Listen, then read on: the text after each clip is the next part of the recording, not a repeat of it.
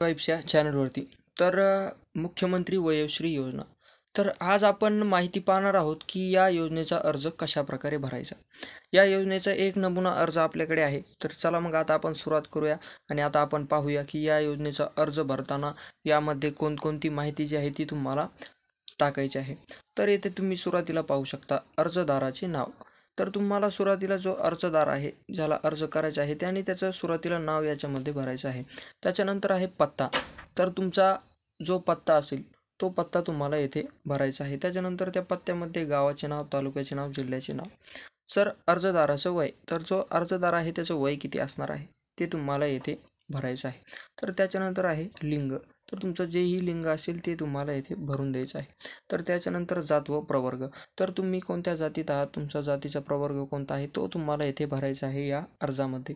तर त्याच्यानंतर भ्रमणध्वनी क्रमांक म्हणजे तुमचा फोन नंबर जो आहे तो तुम्हाला येथे भरायचा आहे. त्याच्यानंतर उत्पन्नाचे स्वयंघोषणापत्र, दारिद्र्य रेषेचा दाखला. तर या दोन्हीपैकी तुमच्याकडे जर कोणतंही एक जर असेल तर त्याच्यापैकी होय किंवा नाही अशा काही प्रकारे तुम्हाला लिहायचं आहे. तर त्याच्यामध्ये खाली आहे लाभार्थी पात्रतेसाठी जिल्हा प्राधिकरणाकडून प्राप्त प्रमाणपत्र, BPL ration card, Indira Gandhi राष्ट्रीय वृद्धापकाळ निवृत्तवेतन, सरकारच्या कोणत्याही योजनेअंतर्गत वृद्धापकाळ निवृत्तवेतन मिळाल्याचा पुरावा.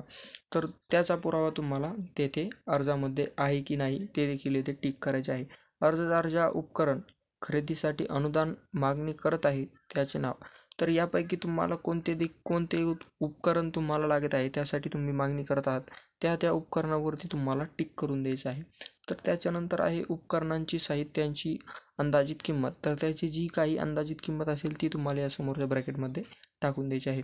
तर उपकरण साहित्याबाबतचे दुबार लाभ न घेतलेले स्वयंघोषणापत्र म्हणजे तुम्ही या यंत्रांचा दुसऱ्या वेळेस तर लाभ घेत नाहीत ना, तर त्याविषयी तुम्हाला येथे स्वयंघोषणापत्र द्यायचं आहे.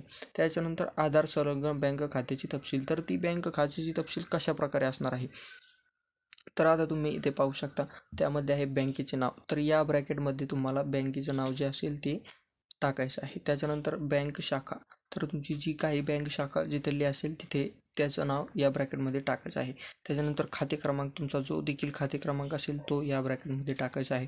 त्याच्यानंतर तुमचा IFSC कोड जो असेल तो येथे टाकायचा आहे. त्याच्यानंतर आधार क्रमांक, दिनांक, ठिकाण अशा काही प्रकारच्या गोष्टी तुम्हाला इथे टाकायच्या आहेत अर्ज भरताना. त्याच्यानंतर अर्जदार जो आहे त्याची सही करायची किंवा सही जर जमत नसेल तर अंगठाही तुम्ही देऊ शकता.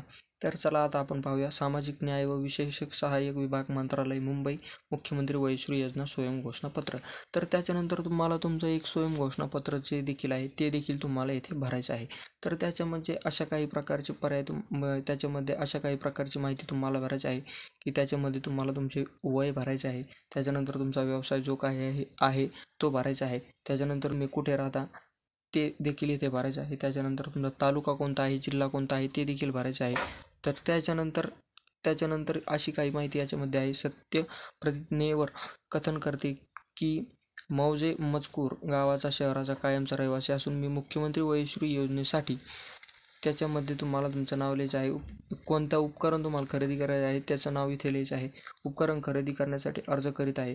तर अशा काही प्रकारची माहिती तुम्हाला या अर्जामध्ये भरायची आहे. तर दिनांक येथे भरायचे आहे, ठिकाण कोणतं आहे ते भरायचं आहे, त्याच्यानंतर सही करायची आहे. तर उत्पन्नाबाबतचे स्वयंघोषणापत्र.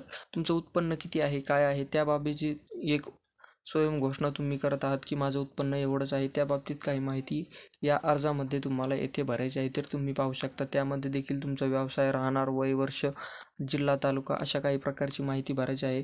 आणि तुमचे हे उत्पन्न उपकरण खरेदी करायचे आहे त्याच्या वार्षिक उत्पन्न येथे तुमचं जे काही असेल ते येथे उत्पन्न तुम्हाला भरून द्यायचं आहे. त्याच्यानंतर येथे दिनांक भरायचे आहे. येथे पाहू शकता येथे तुमचं ठिकाण, तुम्ही कुठे राहता या बाबतीचं. त्यानंतर तुम्हाला इथे सही करायची आहे. आणि आता हा अर्ज भरताना त्याच्यासोबत तुम्हाला कोणती कागदपत्रे जोडायची आहेत तर पासपोर्ट आकाराचे 2 फोटो, आधार कार्ड, लाभार्थी पात्रतेसाठी जिल्हा प्राधिकरणाकडून प्राप्त प्रमाणपत्र किंवा BPL रेशन कार्ड किंवा इंदिरा गांधी राष्ट्रीय वृद्धापकाळ योजनेच्या अंतर्गत निवृत्तवेतन किंवा राज्य केंद्रशासित सरकारच्या इतर कोणत्याही पेन्शन योजनेअंतर्गत वृद्धापकाळ निवृत्तवेतन मिळाल्याचा पुरावा देखील तुम्हाला इथे जोडायचा आहे. त्याच्यानंतर मतदान कार्ड जोडायचं आहे. अर्जदाराचा राष्ट्रीयकृत बँके आधार संलग्न बँक पासबुक झेरॉक्स जोडायचा आहे. मागील 3 वर्षात स्थानिक स्वराज्य संस्था आणि सरकारद्वारे नियंत्रित सार्वजनिक उपक्रमांसहित कोणत्याही सरकारी स्रोतांकडून तेच उपकरण विनामूल्य प्राप्त केलेले नसल्याबाबतचे विहित नमुन्यातील घोषणापत्र देखील येथे जोडायचे आहे. आरोग्य प्रमाणपत्र जोडायचे आहे. त्याच्यानंतर उत्पन्नाचं स्वयं घोषणापत्र ते तुम्हाला जोडायचं आहे. त्याच्यानंतर सामाजिक न्याय व सहविभाग मंत्र मुंबई असं काही याच्या वैद्यकीय प्रमाणपत्र जे तुमचं वैद्यकीय प्रमाणपत्र असणार आहे त्या बाबतीची काही माहिती तुम्हाला येथे भरून द्यायची आहे की त्याच्यामध्ये तुमचं नाव येणार आहे, तुमचं वय, व्यवसाय, राहणार, जिल्हा, तालुका यांची दिनांक ते येथे येणार आहे. तर त्याच्यानंतर तेच आहे. त्याच्यानंतर वैद्यकीय अधिकारी जो ज्याच्याकडून तुम्ही हे स्वयं घोषणापत्र आणलेलं आहे त्याचा या स्वयं घोषणावरती शिक्का व वैद्यकीय अधिकाऱ्याची सही तुम्हाला घेणं गरजेचं आहे. आणि ही होती या योजनेबाबतच्या अर्जाची माहिती सविस्तर की या योजनेचा अर्ज कशा प्रकारे भरला जाईल किंवा कशा प्रकारे तुम्हाला भरता येऊ शकतो आणि काय काय माहिती द्यायची आहे त्याबाबतची ही माहिती आपण आत्ताच तुम्हाला सांगितली आहे. आणि या अर्जामध्ये तुम्हाला इथे एक पासपोर्ट साईज फोटो देखील लावायचा आहे. तर ही होती या अर्जाबाबतची माहिती की कशा प्रकारे भरायचा हा अर्ज. आणि अशाच नवीन व्हिडिओसाठी तुम्ही आपल्या चॅनलला सबस्क्राईब करा आणि जर व्हिडिओ आवडला तर एक लाईक नक्की करून द्या.